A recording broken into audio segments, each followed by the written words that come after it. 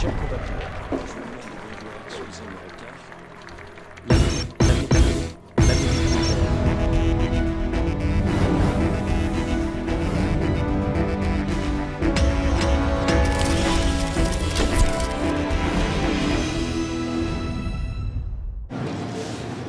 Bon.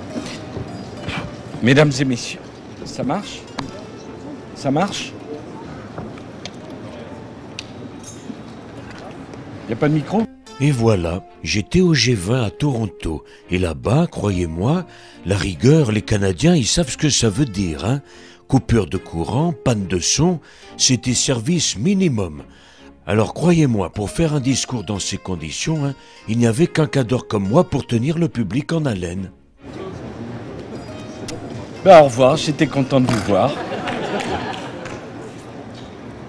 La meilleure conférence de presse que j'ai jamais faite de ma vie. Ah, vous n'avez pas de son?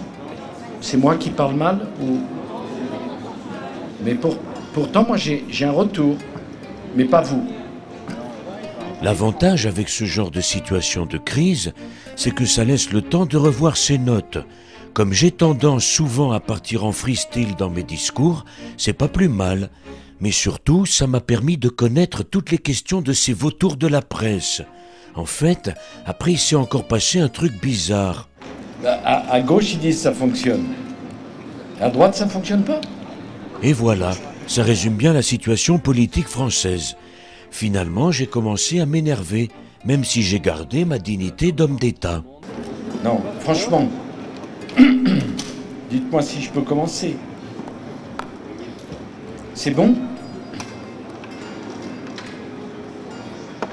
Vous y... Non, ils ont rien. Heureusement qu'un de mes conseillers m'avait donné les questions à l'avance, parce que j'ai eu droit à un tir groupé sur ce pauvre Éric Woerth. Et là, je peux vous dire que j'ai embrouillé tout le monde, hein. Mais, monsieur Darmon, vous m'avez posé la même question, monsieur Parmentier, hier, la même. Et franchement, si vous voulez me poser la question tous les jours, c'est aucun problème. Et la réponse est oui. Vous dites, monsieur Woerth, évidemment, c'est vous qui êtes obsédé par cette question. Absolument obsédé par cette question. Mais si demain vous lui posez plus de questions sur la réforme des retraites, il se fera un plaisir d'y répondre. Monsieur Woerth est un homme qui a toute ma confiance. Voilà. Mais je vous l'ai déjà dit hier. Franchement, heureusement qu'on ne se voit pas demain, parce que si vous m'avez posé la même question, je me serais un peu répété. Après, je leur ai fait une théorie géographique sur les questions qui sont mieux posées d'un côté de l'Atlantique qu'à Paris. Vous pigez rien? Ah ben, vous allez voir. Vous aussi, essayez aussi de vous intéresser à des sujets qui se posent. Moi, j'imagine que si vous avez traversé l'Atlantique, c'est pas pour me poser la même question que celle que vous me poseriez si j'étais à Paris. Ou alors, ne venez pas.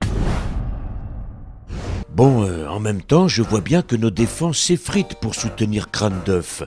J'ai envoyé tout le monde au front depuis ce week-end, mais honnêtement, ça ne va pas suffire. Tout ce qui est monté contre lui me paraît lamentable.